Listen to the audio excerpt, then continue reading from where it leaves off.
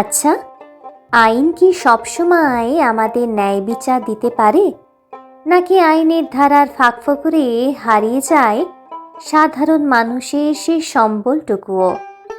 আজকের গল্প ক্লাসিক্সে আমরা শুনব এমন এক গল্প যেখানে লড়াইটা কোনো রাজার বিরুদ্ধে নয়, লড়াইটা পরিস্থিতির মারপ্যাচের বিরুদ্ধে।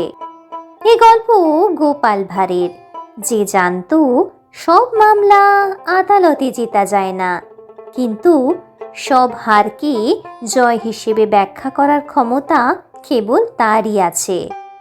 যে জানতো যখন বিচারকের কলম বিপক্ষে যায়, তখন নিজের সম্মান বাঁচাতে লাগে এক সূক্ষ্ম যুক্তির ঢাল। চলুন ফিরে যাই সেই পুরনো দিনে নবদ্বীপে, যেখানে মামলার হার জিতের চেয়েও বড় হয়ে ওঠে গোপালের কথার মার প্যাচে দেওয়া এক অনন্য সান্ত্বনা। আমাদের আজকের গল্প গোপালের আশ্চর্য বিচার।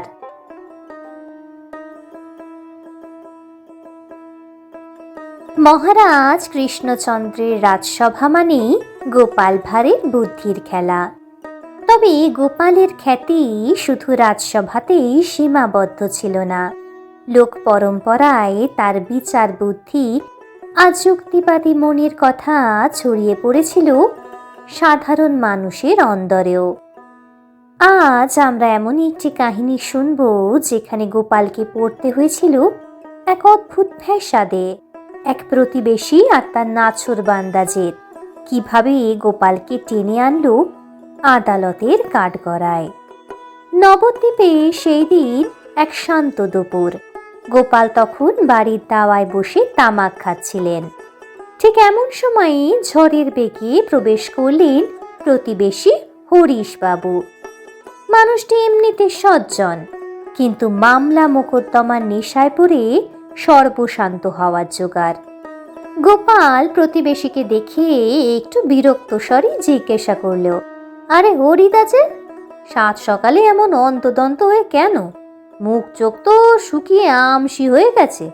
হরিশবাবু বললেন, গোপাল ভাই, রক্ষে করো। ওই যে নদের শেখের সাথে আমার জমি নিয়ে বিবাদ চলছিল, ওটা এখন কোর্টে উঠেছে। উকিলরা তো কেবল টাকা চেনে, কাজের কাজ কিচ্ছু হচ্ছে না ভাই।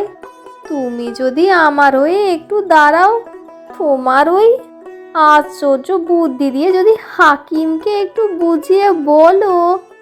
গোপাল হেসে বলল, আপনি বলেন কি হরিস্তা, আমি তো আদালতের উকিল নই, আর উকিল হওয়ার শখও আমার নেই। ওসব হাকিম হুকুমের মামলা আমার দ্বারা হবে না। আপনি বরং ভালো কোনো মোক্তার দেখুন। গোপাল বারবার না না করল, কিন্তু হরিশবাবু যেন জমের অরুচি। তিনি গোপালের হাত পা ধরতে বাকি রাখলেন। তার এক কথা, গোপাল ধরলে এই মামলা কেউ আটকাতে পারবে না।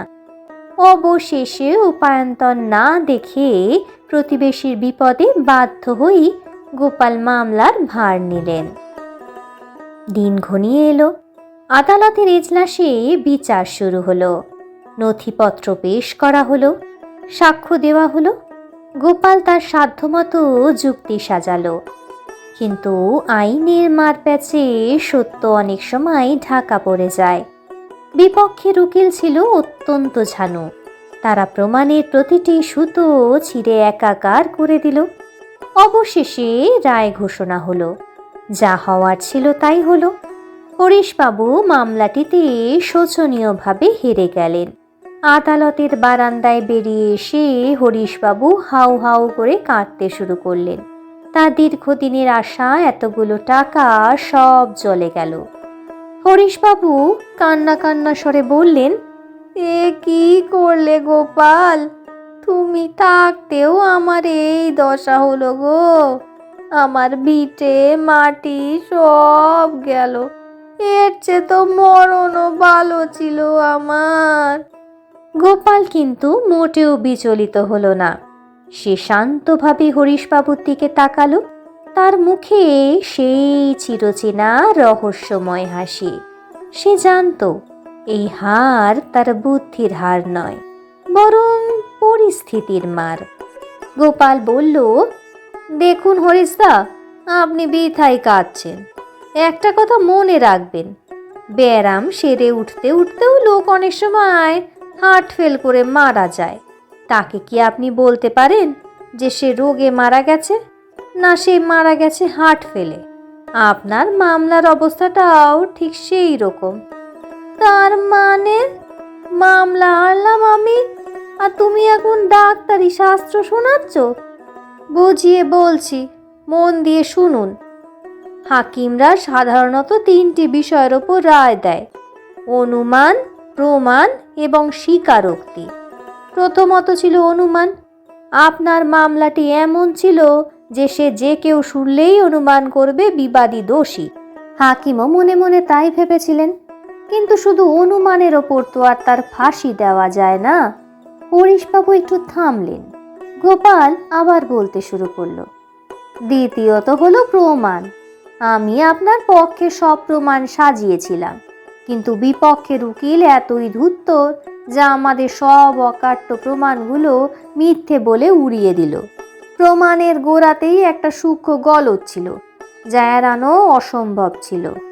হরিশবাবু তখন বললেন, তাহলে যে তার আর কি বাকি রইল? বাকি রইল স্বীকারোক্তি। আসামি যদি নিজের মুখে একটু ভদ্রতা করে দোষ কবুল করে নিত, তবে আমাদের আর আটকায় কে? কিন্তু সেই লোকটা এমনই অভদ্র যে সে কোনো মতেই দোষ স্বীকার করল না। এখন আসামি যদি নিজের দোষ না মানে, তবে আমি আর কি করতে পারি বলুন? মামলা জেতার ঠিক আগের মুহূর্তেই আপনার হার্ট ফেল হয়ে গেল, এতে আমার আর কোনো দোষ নেই। গোপালের এমন সূক্ষ্ম আর আজও বিচার শুনে হরিশবাবু তো পুরো থতমত খেয়ে গেলেন। রাগে গজ গজ করতে করতে তিনি হন হন করে হাঁটা দিলেন। তিনি বুঝলেন গোপালের সঙ্গে তর্কে জেতা আর মরা মানুষের জ্যান্ত হওয়া একই কথা। গোপাল দাঁড়িয়ে দাঁড়িয়ে নিজের তামাকের ধোঁয়া ছাড়তে ছাড়তে মুচকি হাসলেন। বিচারে হার হলেও যুক্তির যুদ্ধে তিনি এবারও কিন্তু বরাবরের মতোই অজেয়।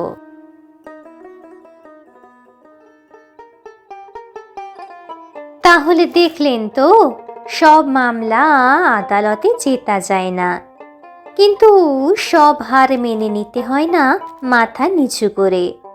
গোপাল ভাঁড় আজ আইন বদলাতে পারল না প্রতিবেশীর হারানো ভিটে ফিরিয়ে দিতে।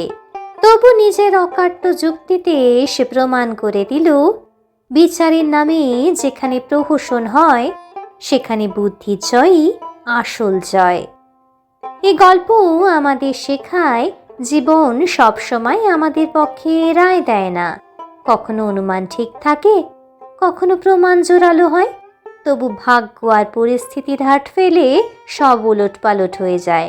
কিন্তু সেই ধ্বংসস্তূপে দাঁড়িয়েও যারা মাথা ঠান্ডা রেখে যুক্তি সাজাতে জানে, দুনিয়া তাদেরই কুর্নিশ জানায়।